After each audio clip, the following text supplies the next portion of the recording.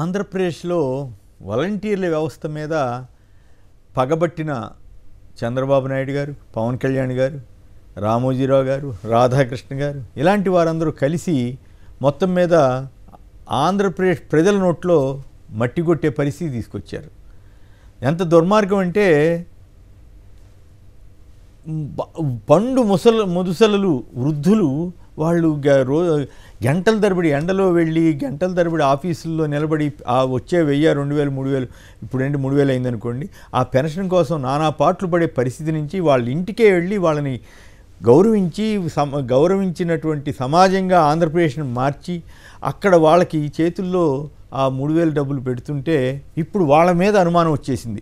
వీళ్ళు కనపడితే మొత్తం వైసీపీకి వేట్లు వేసేస్తారేమని భయం. ఎట్లయినా వేస్తారు. వాళ్ళకి అర్థం కాని విషయం ఏంటంటే అనవసరంగా ఈ పాయింట్ మీద వాళ్ళు కోర్టుకు వెళ్ళటం లేకపోతే ఎన్నికల కమిషన్కి వెళ్ళటం ఇవన్నీ చేయడం ద్వారా వాళ్ళ గొయ్యి వాళ్లే తవ్వుకున్నారు.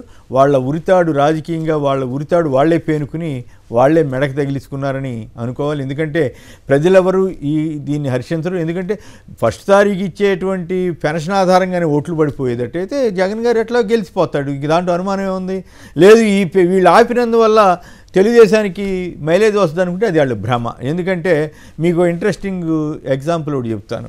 అదేమిటంటే 1999 అనుకుంటా, అప్పట్లో వాజ్పేయి గారి ప్రభుత్వం గ్యాస్ సిలిండర్లు దీపం పథకం అని ఇక్కడ పేరు పెట్టారు కదా, ఉచిత గ్యాస్ సిలిండర్ల పథకం ఏదో తీసుకొచ్చారు గ్యాస్ కనెక్షన్లో.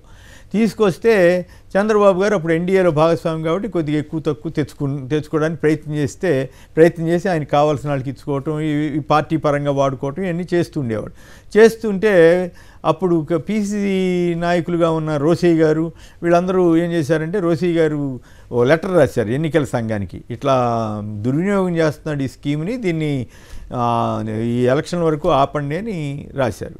రాస్తే ఆ లెటర్ ఆధారంగా చంద్రబాబు గారు చేసినంత వ్యతిరేక ప్రచారం కాంగ్రెస్ని ఇంకేముంది, పేదవాళ్ళ నోట్లో కాంగ్రెస్ మట్టి కొట్టింది, రోసయ్య లెటర్ రాశాడు అంటూ ఇష్టారాజ్యంగా వాళ్ళ మీద విపరీతమైన వ్యతిరేక ప్రచారం చేసి రాజకీయంగా లబ్ధి పొందాలని చూశారు. మరి ఆ తెలివితేటలు ఆ రోజు చేసినటువంటి చంద్రబాబు గారు ఇప్పుడు వాలంటీర్లని నిజానికి అప్పుడు కొన్ని వేల మందికి మాత్రమే అది సదుపాయం కలిగిస్తుంది. ఒక నెల ఆగినా కూడా పెద్ద ప్రమాదమే ఉండదు.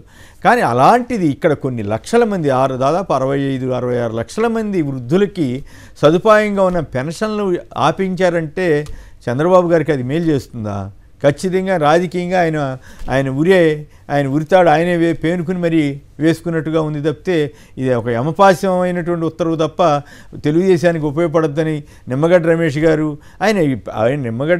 గారు ఎలక్షన్ కమిషనర్గా ఉండి ఎంత అప్రజాస్వామికంగా ఎంత ఘోరమైన నిర్ణయాలు చేసింది మనం చూసాం. ఆయనంటే ఇప్పుడు ప్రజాస్వామ్య పరిరక్షణ అంట, ప్రజాస్వామ్యం కోసం పనిచేసే పౌరులంట, సిటిజన్ ఫర్, అక్కడ ఏపీలో మాత్రమే, ఆయనకి తెలంగాణ మిగతా రాష్ట్రాలతో ఏం పని లేదు. అంటే కేవలం ఒక దుర్మార్గపు ఆలోచనతోటి, ఒక దుష్ట తలంపుతోటి ఈ వాలంటీర్లకు వ్యతిరేకంగా చంద్రబాబు గారు, పవన్ కళ్యాణ్ గారు ఎన్ని అసత్యాలు మాట్లాడారు. మూటలు మోసే ఉద్యోగం ఒక ఆయనంటే, వాళ్ళు కిడ్నాపర్లని ఇంకో ఆయనంటే, పవన్ కళ్యాణ్ అంటే చంద్రబాబు గారు ఏమో ఆడవాళ్ళని వేధిస్తారు వాలంటీర్లు అని చెప్తే, నిజానికి వాలంటీర్లో 60-70% మంది ఉంది మహిళలు. వాళ్ళని పట్టుకుని ఇంత అరాచకంగా మాట్లాడారు చంద్రబాబు, పవన్ కళ్యాణ్. అంతకంటే నీచంగా రాశారు రామోజీరావు, రాధాకృష్ణలు.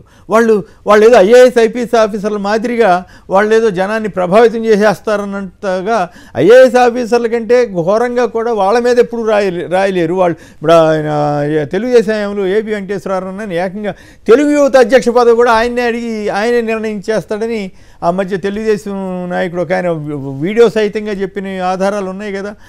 అప్పుడు మాత్రం ఎక్కడ ఆఫీసర్ల మీద రాయని ఈనాడు, ఆంధ్రజ్యోతి ఇక్కడ అంతా కలిపి 5,000 రూపాయలు ఉద్యోగం చేసుకునేటువంటి వ్యక్తుల మీద ఇంత నీచంగా ఎంత దారుణంగా రాస్తారా?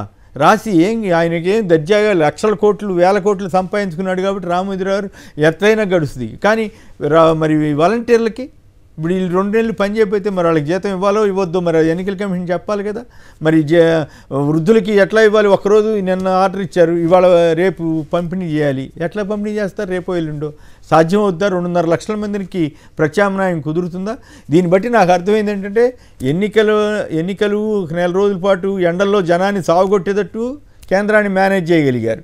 అట్లాగే ఇప్పుడు ఏకంగా వాలంటీర్ల వ్యవస్థ మీద హైకోర్టు డైరెక్ట్గా అట్లాంటి సూచన ఏమి చేయలేదు ఎన్నికల కమిషన్. మీరు తగు నిర్ణయం తీసుకోండి అంటే ఆ పేరు మీద వీళ్ళు చేయించడం అంటే ఖచ్చితంగా కేంద్ర ప్రభుత్వంతో ఇట్లాంటి ఒత్తిళ్లు చేయించడం కోసమే చంద్రబాబు గారు బీజేపీతో పొత్తు పెట్టుకున్నారు అనేటువంటి అభిప్రాయం కలుగుతోంది. దీనికి మూల్యాన్ని చంద్రబాబు గారు చెల్లించుకోబోతున్నారు. అలాగే జనసేన బీజేపీ కూటమి పార్టీలు కూడా దీనికి ఖచ్చితంగా తగు పరిహారాన్ని చెల్లించుకోక తప్పదు. ప్రజల దృష్టిలో వీళ్ళు ఇప్పుడు విరోధులుగాను, శత్రువులుగాను, ప్రజా వ్యతిరేకులుగాను వీళ్ళు ముద్రపడ్డారు. ఖచ్చితంగా వాలంటీర్లకి ఇప్పుడు ఫ్రీడమ్ వచ్చినట్లు లెక్క. ఎందుకంటే ఆ సిమ్ కార్డును అవన్నీ ఇచ్చేసిన తర్వాత, ట్యాబ్లు ఇచ్చేసిన తర్వాత వాళ్ళు just like any other citizen, వాళ్ళు హ్యాపీగా వాళ్ళు ఇష్టం వచ్చినట్టు తిరగచ్చు. వాళ్ళకి నచ్చిన పార్టీ తరఫున చెప్పొచ్చు, వాస్తవాలు ప్రజలందరికీ వివరించవచ్చు. ఏమయ్యా వాళ్ళు అడుగుతారు పాపం, చదువు రాని వాళ్ళు, టీవీలు చూడలేని వాళ్ళు, ఎవరండి మాకు ఈ నెల ఇంకివ్వలేదు ఏంటంటే, అమ్మ తెలుగుదేశం వాళ్ళు చంద్రబాబు గారు ఇవ్వద్దన్నారమ్మా అని చెప్తే ఏమవుతుంది వీళ్ళ పరిస్థితి. కాబట్టి ఈ ఖచ్చితంగా వాలంటీర్లకు వ్యతిరేకంగా ఎన్నికల కమిషన్ ఆదేశాలు ఇచ్చిందని సంతోషపడుతున్నారేమో కానీ చంద్రబాబు గారు, రామోజీరావు గారు, పవన్ కళ్యాణ్, నిమ్మగడ్డ రమేష్ లాంటి వాళ్ళు ఆ సంతోషం వాళ్ళకి జూన్ 4న దుఃఖం రూపంలో బయటపడుతుందని చెప్పక తప్పదు.